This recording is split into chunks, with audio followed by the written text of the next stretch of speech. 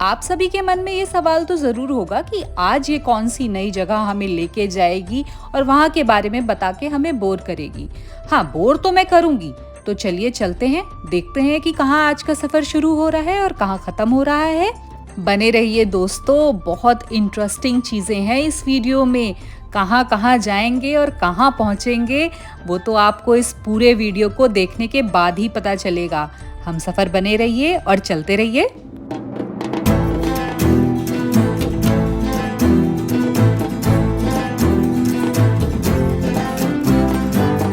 नमस्कार दोस्तों, उम्मीद करती हूँ आप सभी स्वस्थ और सुरक्षित होंगे। उदयपुर के सफर में शहर की तो सारी प्रसिद्ध जगह मैंने आपको दिखाई। अब चलते हैं शहर के बाहर और देखते हैं यहाँ आसपास कौन कौन सी जगहें बहुत प्रसिद्ध हैं। तो हम पहुँच रहे हैं पहाड़ों की चोटी पर। देखिए, जुलाई की गर्मी में ये ठंड का कोहरा तो नहीं है, ये है बादल। जी हाँ, पहाड़ों की चोटी पर धीरे धीरे हम पहुँच रहे हैं और बादल हमें छूते जा रहे हैं।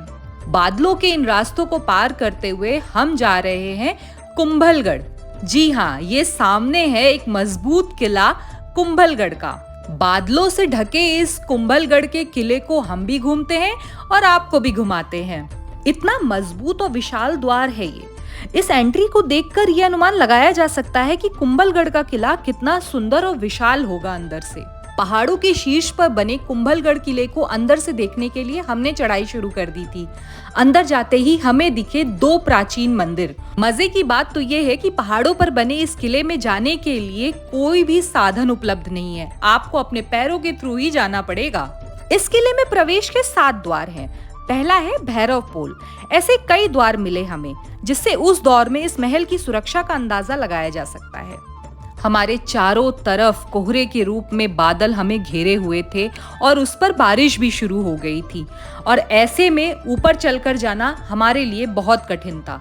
तो भाई मैंने तो अपनी चप्पल उतारी, हाथ में ली और नंगे पांव चलती चली गई बस।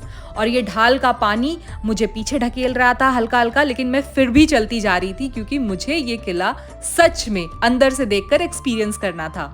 फाइनली बादल और बारिश को चीरते हुए बिना प्लेन के चलते हुए हम पहुंचे कुंभलगढ़ किले के मेन दरवाजे पर। इस किले के इतिहास की बात करें तो कुंभलगढ़ को महाराणा कुंभा ने 1459 में बनवाया था। और सबसे बड़ी बात कि मेवाड़ के महान योद्धा वीर महाराणा प्रताप जी का जन्म इसी किले में हुआ था। महाराणा प्रताप जी के पास किले, धन, दौलत, राशि, ठाट बाट सब था, लेकिन उन्होंने युद्ध को चुना। वो कभी किसी के सामने झुके नहीं। ये है किले का गणेश मंदिर। अपनी मजबूती और सुंदरता को बिखेरता हुआ ये किला पहाड़ के शीर्ष पर बना हुआ है, जहां से चारों तरफ अरावली पर्वतमाला देखने को मिलती है। किले के चारों ओर ये दीवारें बनी हुई हैं और इसकी खासियत ये है कि चीन की दीवार के बाद ये विश्व की दूसरी बड़ी दीवार है। 33 किलोमीटर लंबी दीवार के इस कुंभलगढ़ किले को यूनेस्को की सूची में सम्मिलित किया गया है। चारों तरफ जहां भी नजर जा रही थी ये दीवारें ही दिखाई दे रही थी, जो कि सुरक्षा के मायने में बहुत बड़ी बात है। मॉनसून का ये सुंदर अनुभव, वो भी बादलों की चादर ओढ़े इस ऊंचाई से करना और उसे अपने शब्दों में बता पाना कि ये कैसा था, थोड़ा मुश्किल है। जितना कष्ट पहाड़ को चढ़ के यहाँ तक आने में मुझे हुआ, उतना ही आनंद इतने सुंदर किले को देखने के बाद और ये पहाड़ बादल एक्सपीरियंस करने के बाद मुझे मिला। नीचे वाले हिस्से में कुछ कमरे हैं जिनमें बैठक, खिड़की, शयन कक्ष और रसोई घर के साथ साथ दासियों के कमरे भी बने हुए हैं। ये देखिए कितना सुंदर है ये। और ये बाहर है दासी का कमरा। इसी प्रकार बाकी कमरे और उससे जुड़ी हुई चीजें भी थीं।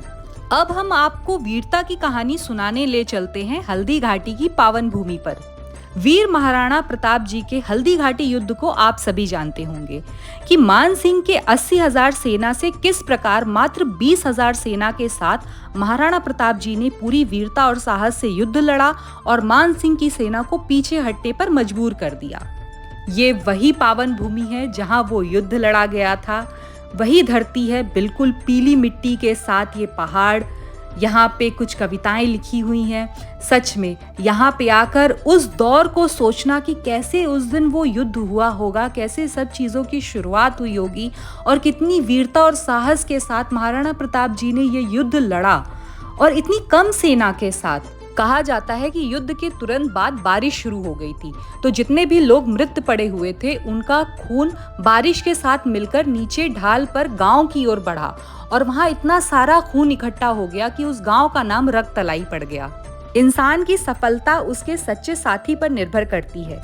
महाराणा प्रताप जी का भी सच्चा साथी और उनका प्यारा था वीर चेतक, जो कि उनका घोड़ा था, जो हल्दी घाटी के युद्ध में एक पैर कटने के बाद भी महाराणा प्रताप जी को सुरक्षित निकाल लाया। उस दौरान चेतक ने 25 फुट का नाला एक छलांग में पार किया, लेकिन युद्ध में इतना घायल होने के बाद वो बच नहीं पाया।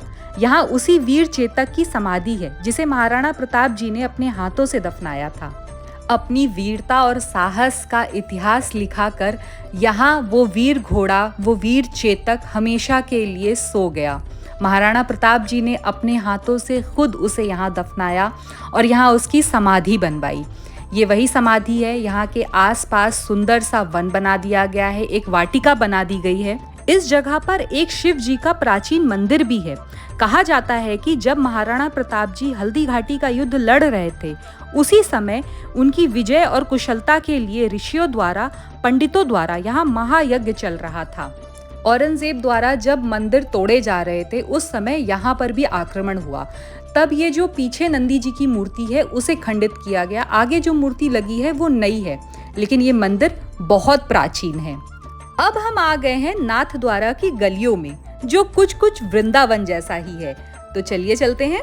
भगवान श्री कृष्ण जी के श्रीनाथ जी का स्वरूप यहाँ नाथ द्वारा मंदिर में स्थापित है।